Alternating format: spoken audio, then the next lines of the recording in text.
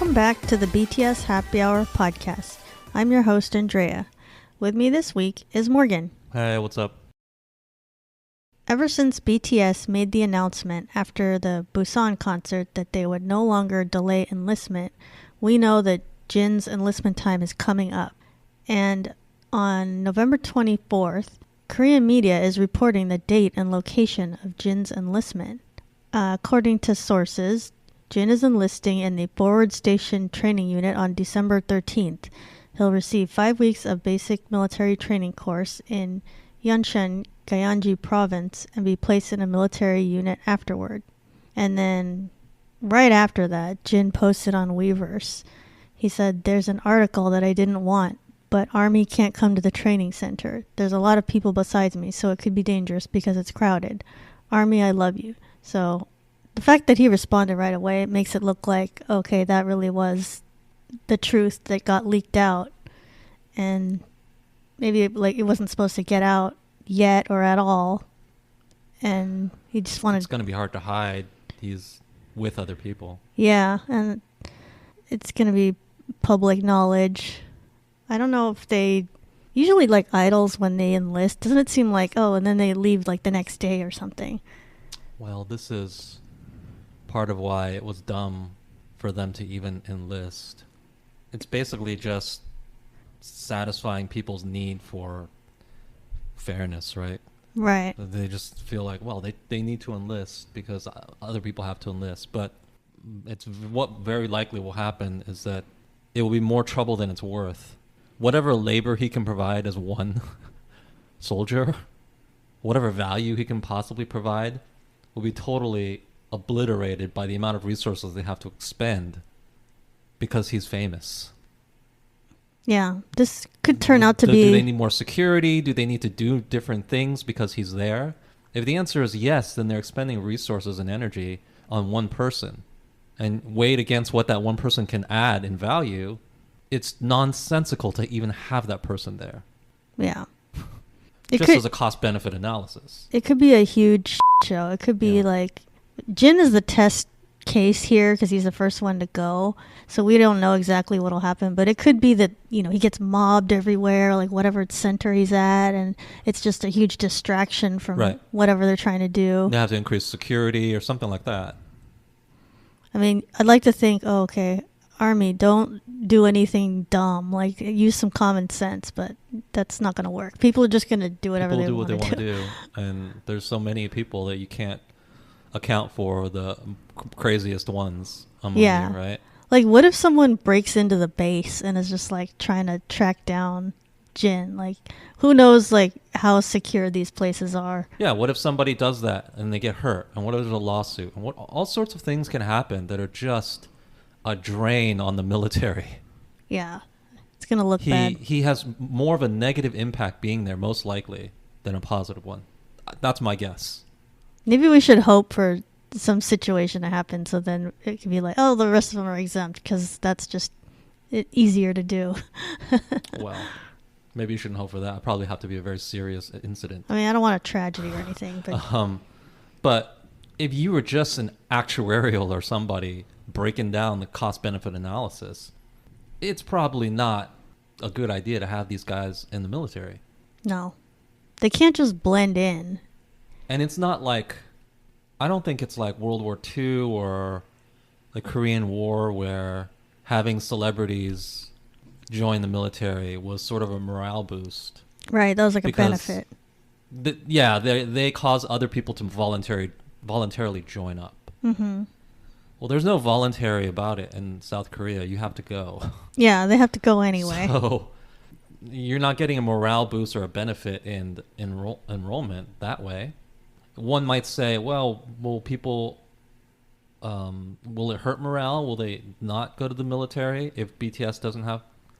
I don't think so. There have been exemptions in the past. Are people still going to do their enlistment? Yeah, they are.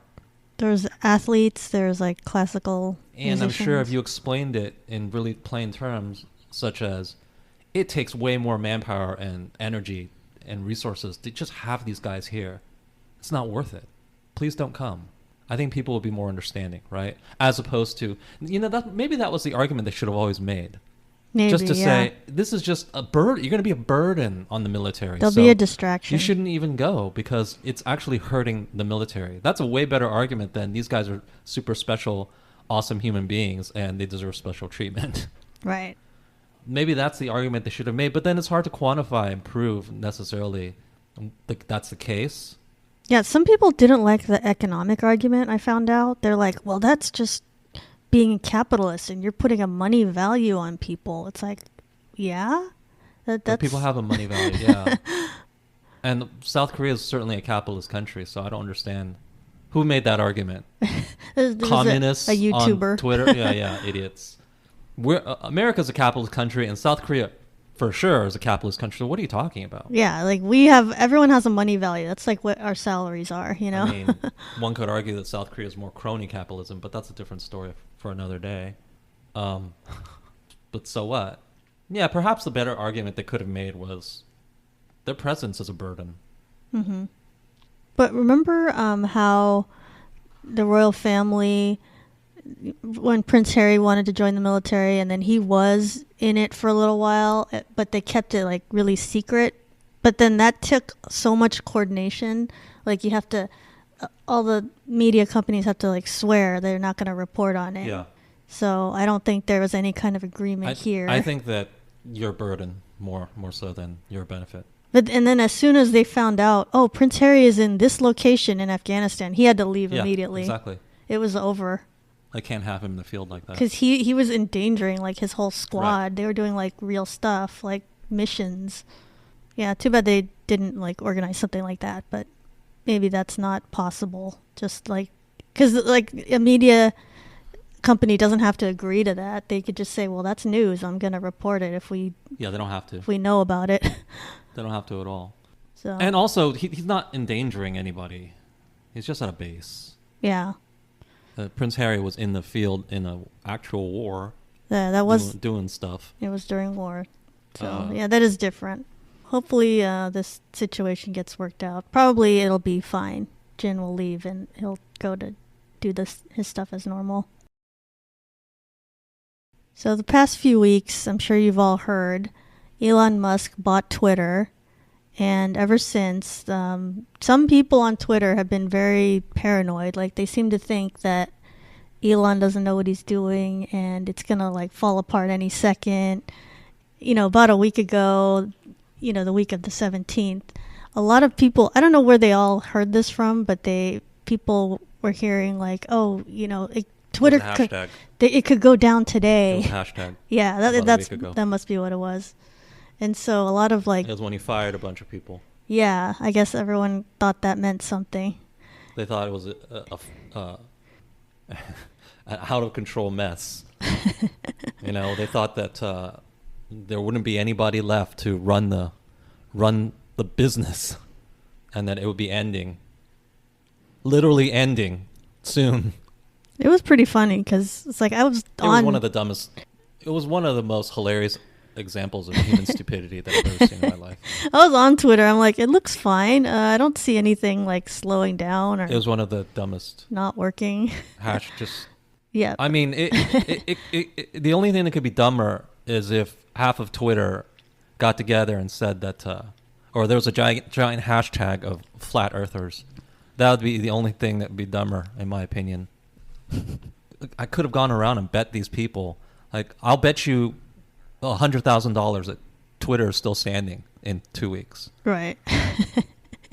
You want to take that bet? I mean, by standing, I mean we can log in, post. Yeah. You can see other people's posts. All of that stuff will be happening in 2 weeks. What do you think will be happening? You think it'll fail, right? Because everyone was fired and it's just going to be Elon running around pressing all the buttons and things will start catching fire. What do you think is going to happen?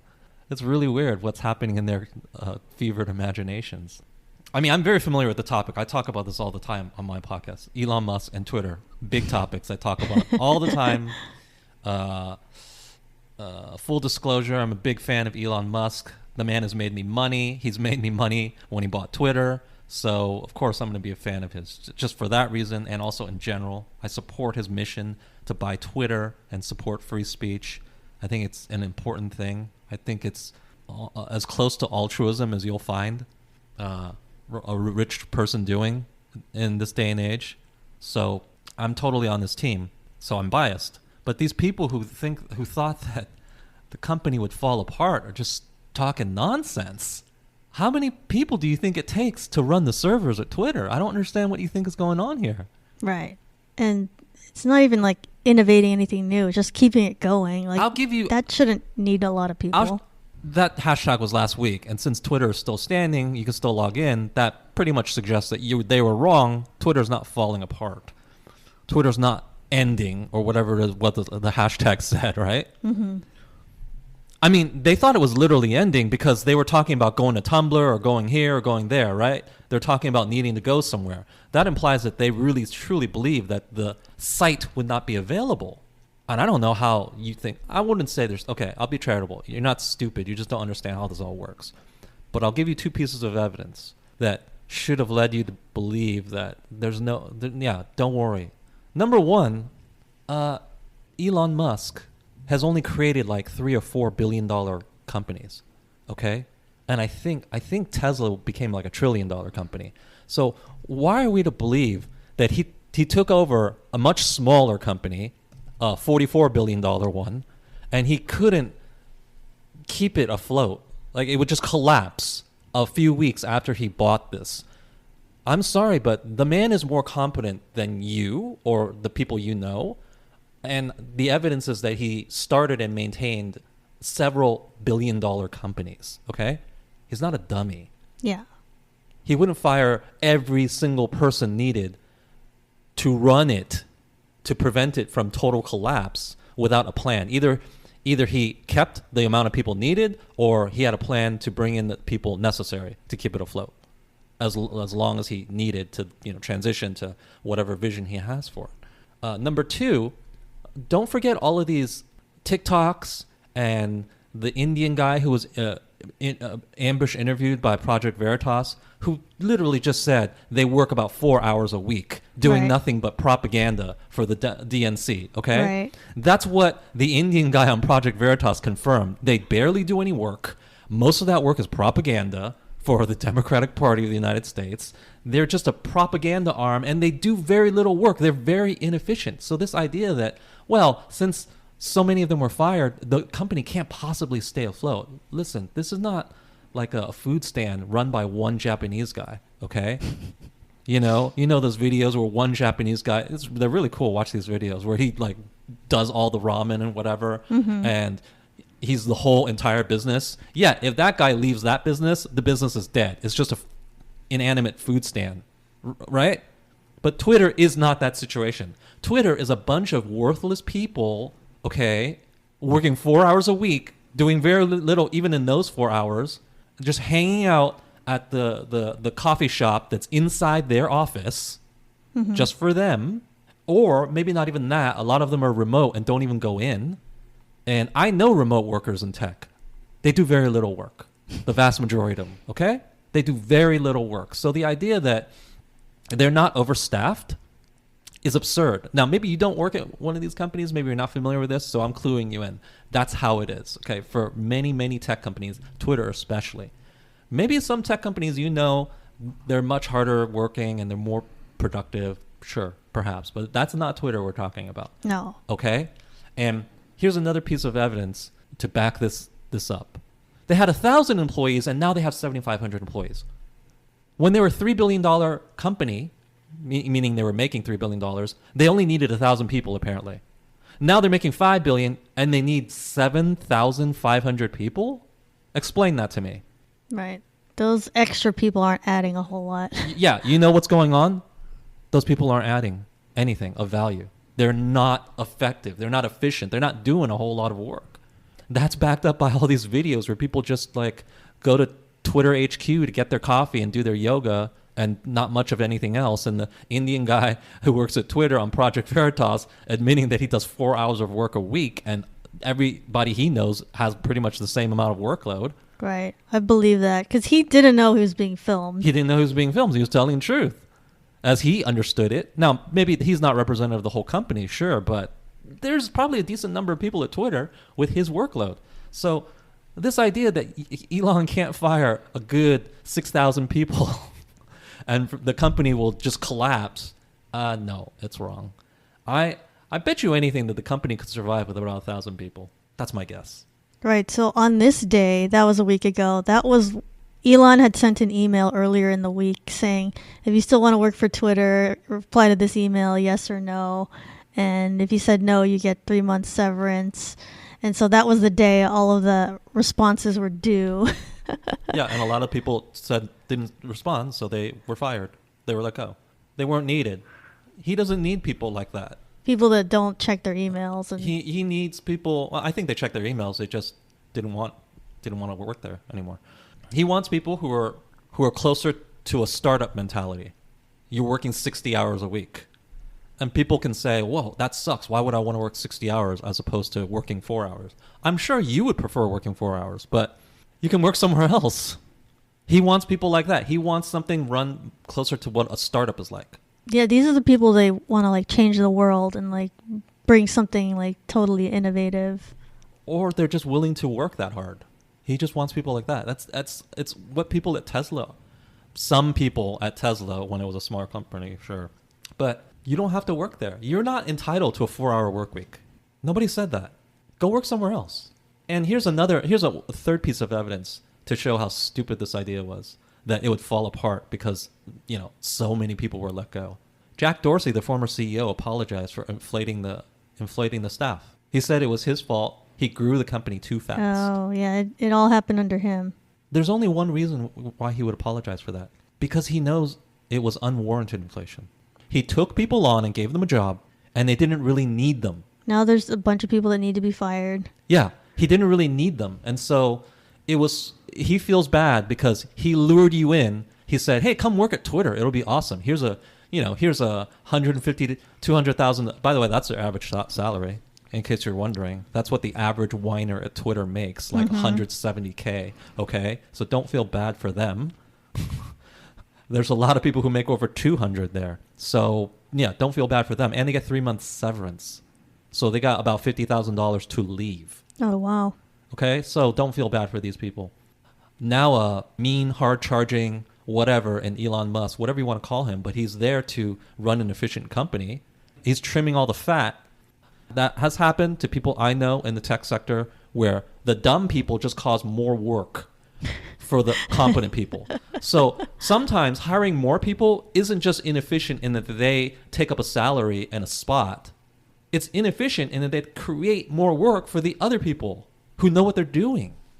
A lot of times, if you're middle management, one of the things they judge you on is how big you can get your department. Like if you run a larger department, you have more, it's like a fiefdom. You have more sway. You have more clout. My department has this many people. I must be an important person. It must be an important department, right? Mm-hmm. You just hire more people, though. And one might say, well, how is that sustainable?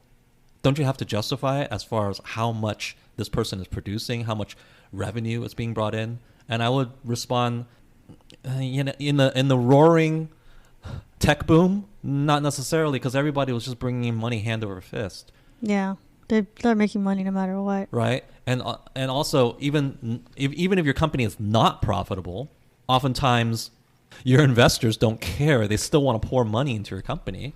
And what's one of the metrics of a company's health if you're not even paying attention to whether they're profitable? One of the metrics is how much the payroll is growing, perversely. So you hiring more people looks good, looks better.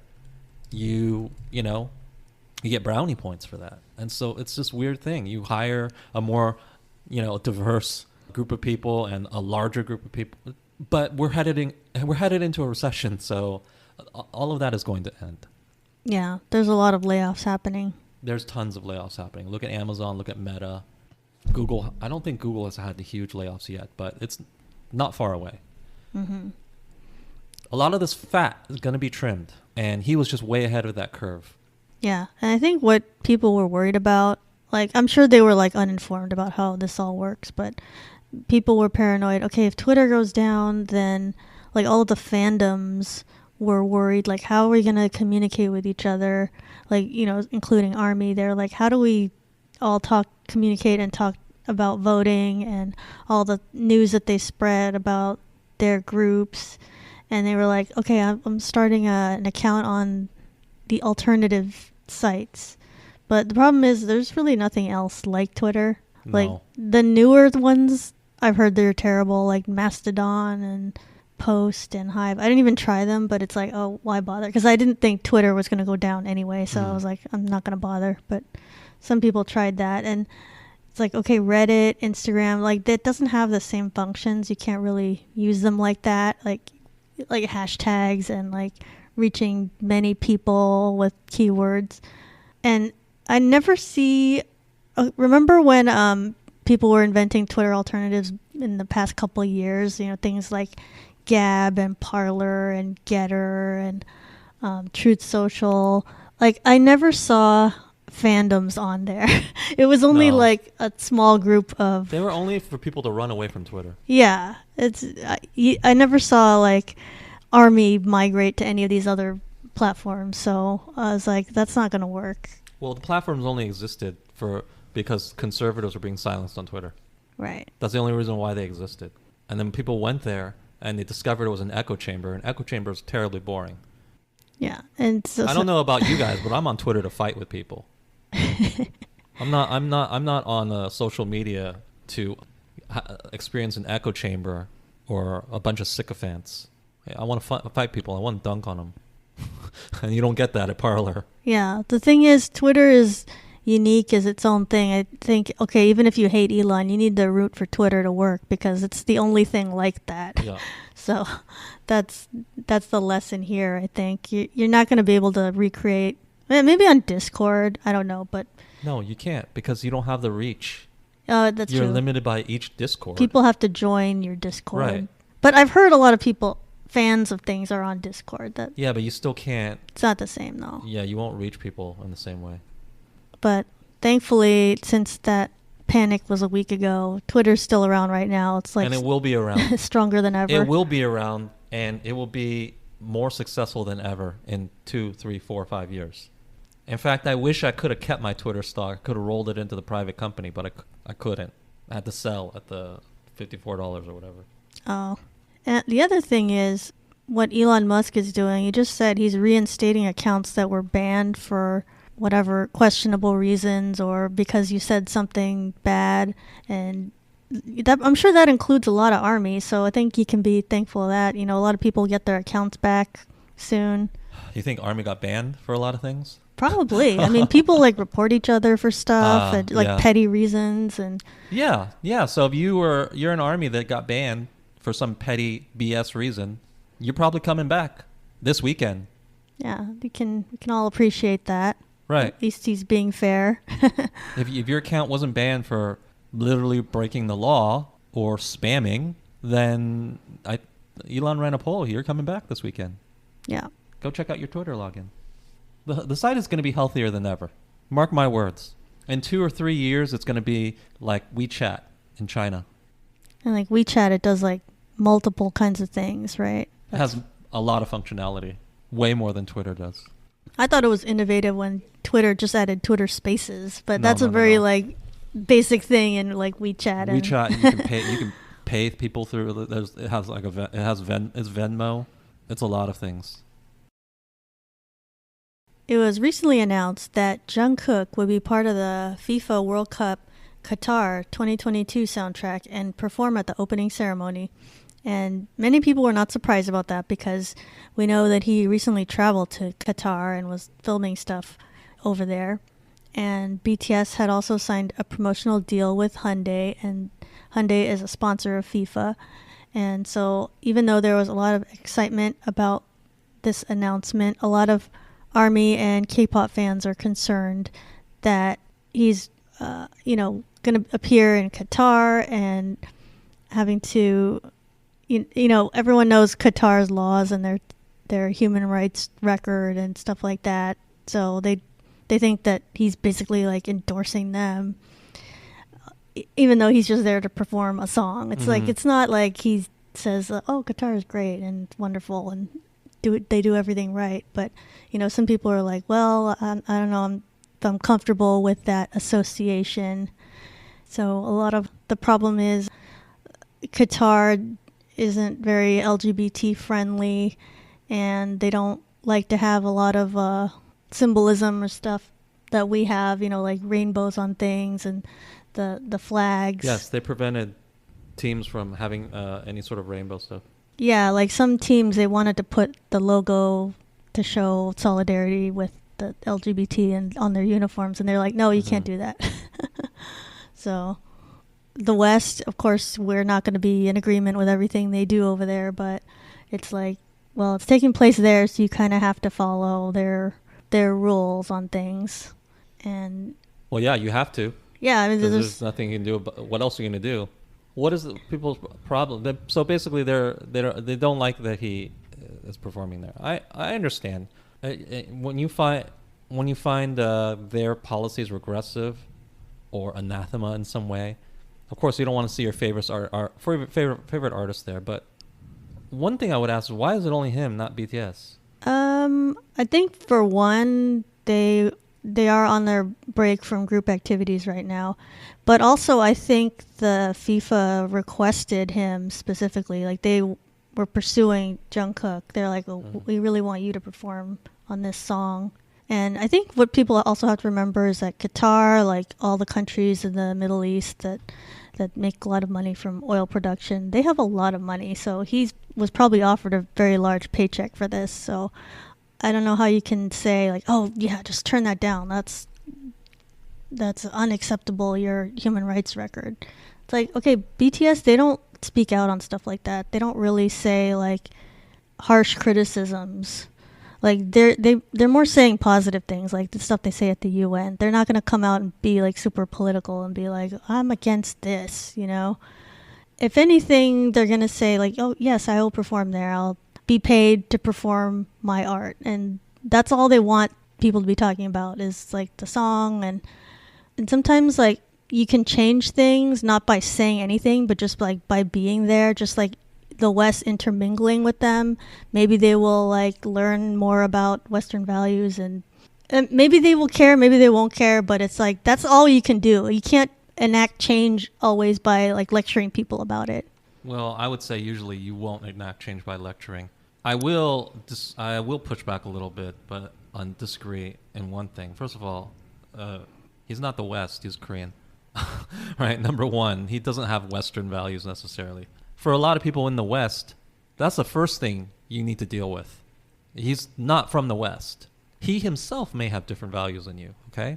And people would say, no, he is pro-LGBT and all this. Okay, maybe. But he is performing in Qatar, and I don't think they put a gun to his head. He had the ability to not perform there, correct? Mm-hmm. I'm guessing. I think that if I don't think his label can make him at this point.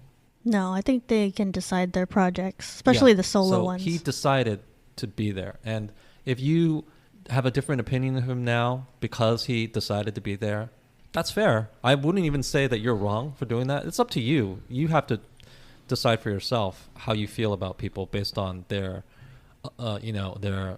associations.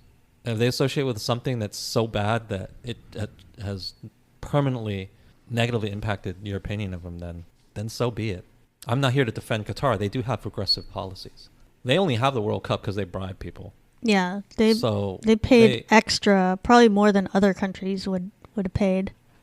Yeah, their treatment of LGBT is not the only thing that's bad about Qatar. Their treatment of the servant class is also very questionable. They treat like all workers poorly. Yeah, it's not almost just like indentured servants, Yeah. Just look up how this...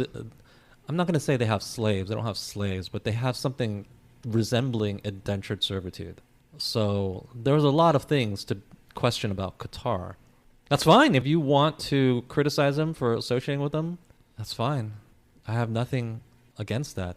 In fact, it's what you should do. If you're his fan, he should hear that feedback. And then it's up to him to decide whether or not to change his behavior. I think I saw a thread on Reddit that just general K-pop fans, they didn't like that ARMY was rallying behind Jungkook regardless, and they're like drowning out all the criticism of him. Oh, well, those people are whiners. I don't agree with that. I think that if you want to criticize him, you absolutely have the right to criticize him, and you should criticize him. He's not perfect. If he does something that you think is wrong, then go ahead and say it out loud. But this idea that the people who support him are wrong and should be silent, what is that BS? No, if they support him, they should also voice that. If their voices happen to be more numerous than yours, then so be it. Mm-hmm. I'm not going to say that's how democracy works because this is not a voting situation, but that's just how it is. Sometimes there are more people who disagree with you than agree with you, and that's reality. You should all have your voice. What are they complaining about? Are they saying that those people shouldn't have a voice? Or that they're wrong? They want their voice to be louder, like the criticizing voice. Well, then there need to be more of you then. And if there aren't more of you, then that's just life. Mm-hmm.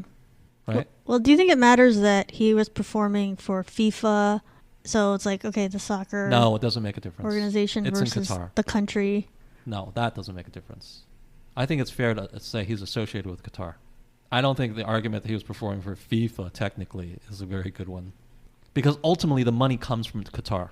Mm-hmm. If FIFA's paying him a lot of money, it's because FIFA received a huge bribe from Qatar to hold this event there. They didn't pick the money off the money tree. They didn't pay him out of their independent investments that they've had since the 1950s or whatever. They most likely paid him directly from the money they received from Qatar. Mm-hmm. He's taking the money of Qatar to perform. That's a fair criticism. Well, here's another argument I saw. A YouTuber that I totally didn't agree with. This Jose Ochoa was saying like, okay, well the U.S. is flawed as well in terms of abortion rights and gay and trans rights and Black lives not mattering, and yet people still perform in the U.S. So he's like comparing the U.S. to Qatar in terms of like human rights, and I was like, that's like not even close to the same thing. That's not an argument. Well, I mean, let's even take it for face value. Then let's grant him that they're the same thing. Then BTS should just not perform in either country. Is that what you want? Right. Like, what did anyone complain about BTS performing here? I don't think so. Well, he's saying that therefore it's okay for him to perform in Qatar, right? Yeah, he was defending Jungkook. Okay. But I think with not a good argument though. Well, if you find both countries equally problematic, then I guess it's a fair argument. Right. It's like there's no way people should be viewing them the same though. We don't have indentured servitude, but all right. No. And is he under the impression that they have really lax abortion laws in Qatar? Because they don't. Where's he getting this idea? Why is this unique to us? So they have all the same stuff we have that's negative, and other stuff on top of it. Is what I'm trying to say. Right. And I don't know if people consider that like, okay, maybe Jungkook, he wasn't trying to make any kind of statement or be an activist or represent anything. Maybe he just wanted to perform this song and he thinks soccer is cool, and he's just like focusing on that part of it. Like, I just feel like international fans, they're always looking at everything else beyond that. They're looking at like, oh, well, what's the record of everything that's involved? Like, what does that country do? And the history and all this stuff. And it's like, maybe he's not even looking at all that. He might not care. That's true. Maybe he just isn't doing tons of research. It's like, okay, well, maybe Qatar is not the best place ever, but maybe they're like working on things. They're not as far along as other countries as far as human rights. Like, if he was going to perform in like Africa or something, they have issues too. Or like, there's South America, there's like different countries, they all have different problems. So I don't think you can just say like, well, these countries are all ruled out because of human rights. There's problems everywhere. I think you can say what the hell you want, but you're not going to be listening to any music is a problem. Yeah, that's when you're trying to be like... Everybody's going to be ruled out for one reason or another. Yeah, if you look for too many reasons, if you're trying to be like so politically correct that it's like, oh, this is the perfect situation, it's like there isn't one. So I really think he was just thought this was a good opportunity music wise, and it's like, oh well, we don't do a ton of stuff. BTS doesn't go to like the Middle East that often. Maybe this will be good for the fans there. I'm sure that's like what he was thinking, and thought this would be good for fans in like a different part of the world that haven't had a BTS concert. Because a lot of their concerts have been only like the U.S. and Asia lately. They haven't even been to Europe very recently. So I think a lot of countries are deprived from seeing BTS in person in the last couple of years.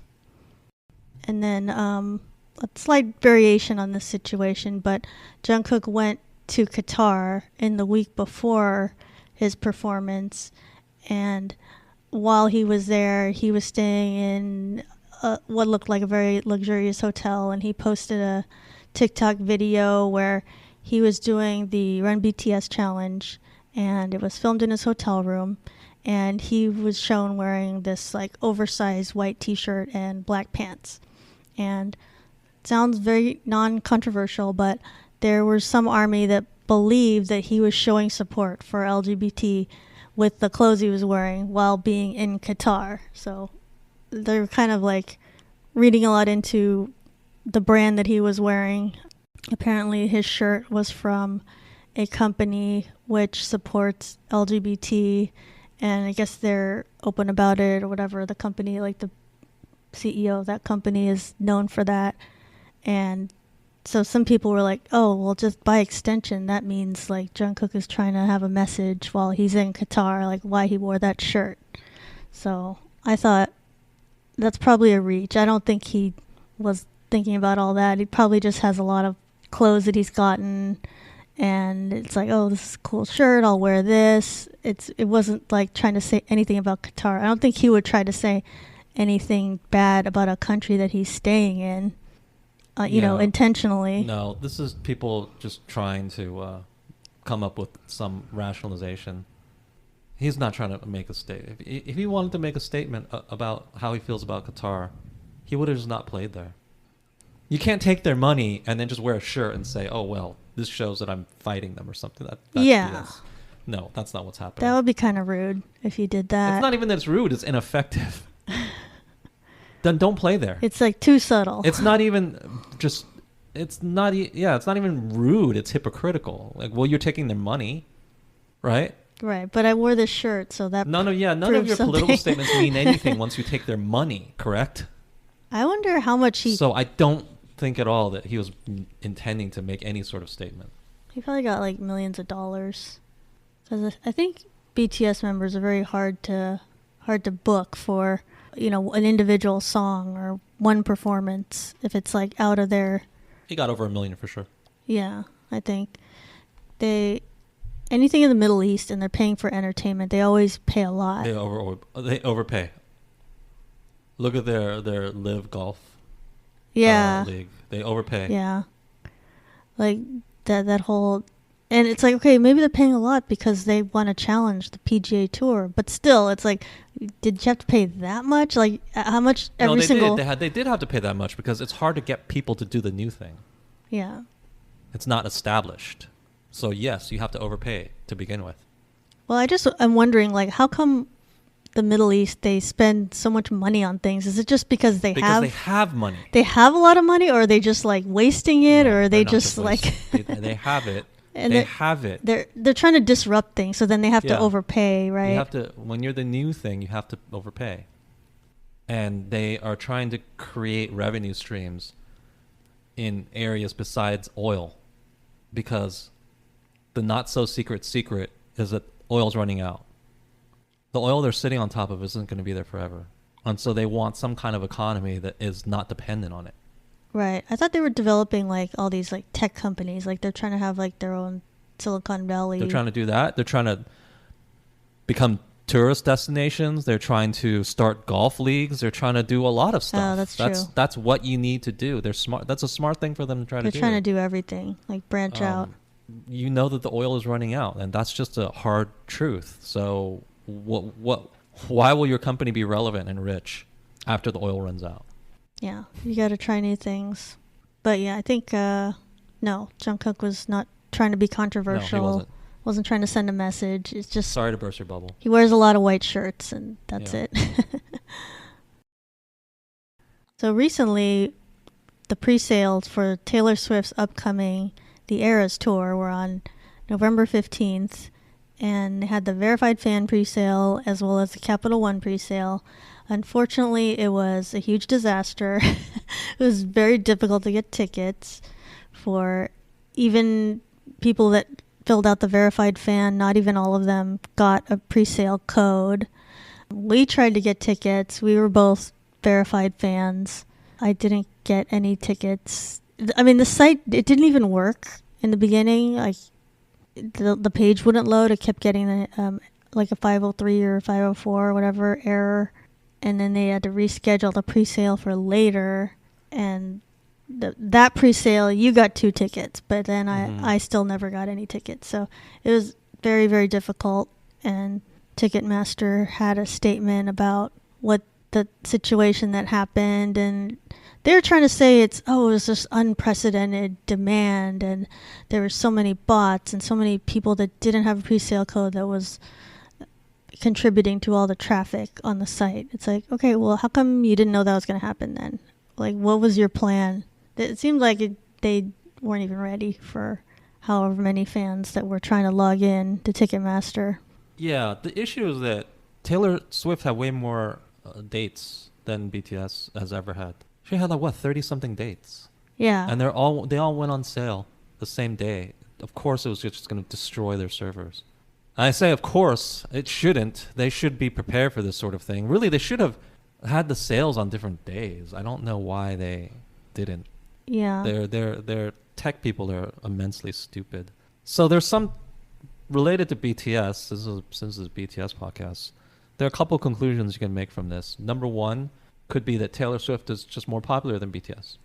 Her popularity is enormous. I was shocked by it, to be honest with you. She sold out five SoFi dates in LA.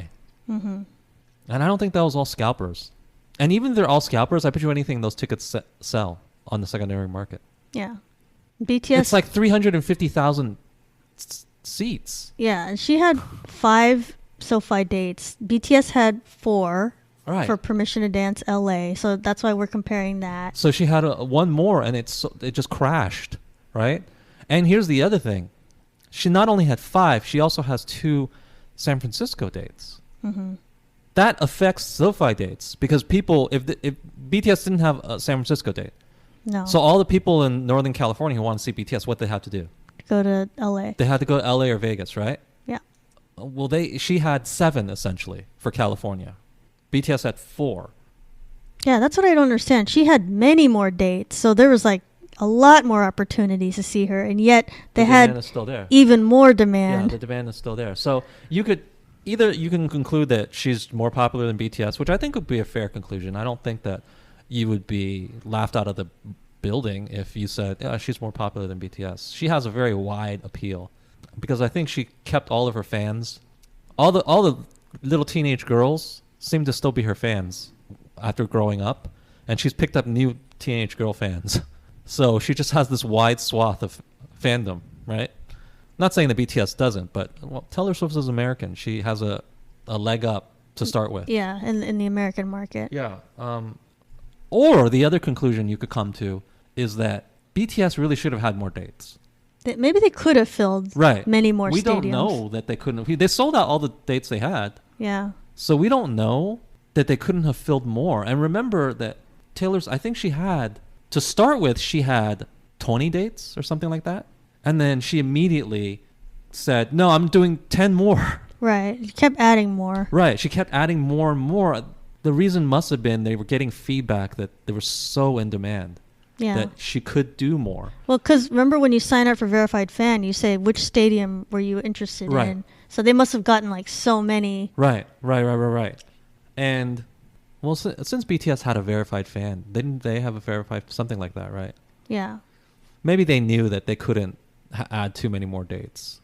Well, they also had very limited time. Like their timeline was very... Yeah, perhaps. They were about to go on hiatus. But she was able to do 30 dates, and I don't know the exact number, but I don't think any BTS tour was over 15 dates, right?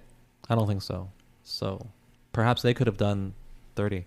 BTS is usually doing like 2 dates in major cities when they have a world tour.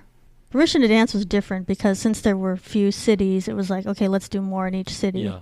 But yeah, I was trying to compare the situation because like, okay, Taylor Swift, there was like almost zero chance of getting tickets, whereas BTS, they seemed to have more pre-sales, so you had more chances to do it. But I think that it helped that things were more spread out. Like it was like over 4 days.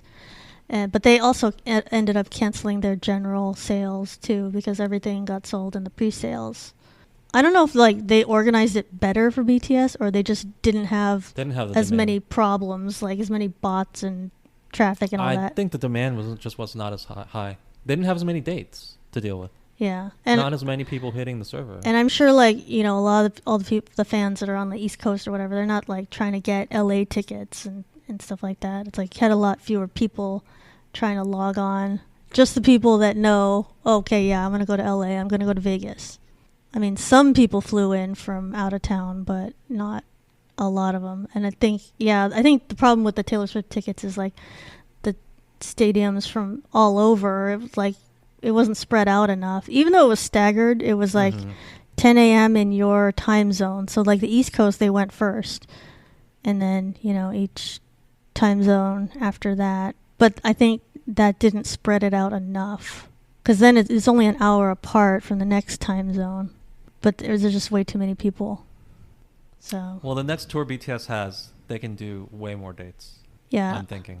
Well, and it'll be like 2025. So people are going to be like so starved for, OT7 concert. There'll be a ton of demand. I think they'll retain all their fans too, the same way that Taylor Swift does. So I'm sure they can do just as big of a tour when they come back. Thank you to our guest, Morgan. You can listen to BTS Happy Hour on Samsung Podcasts, Apple Podcasts, Amazon Music, Spotify, and other podcast platforms, or visit btshappyhour.com. If you like the show, please take a moment to rate us on Spotify and Apple Podcasts. Follow us on Twitter, Instagram, Facebook, and Weverse. Check out the merch store with BTS theme, tees, hoodies, and more, linked in the description, as well as on the BTS Happy Hour Facebook page. Until next time, this has been the BTS Happy Hour. Thanks for listening, and remember, make every hour a happy one.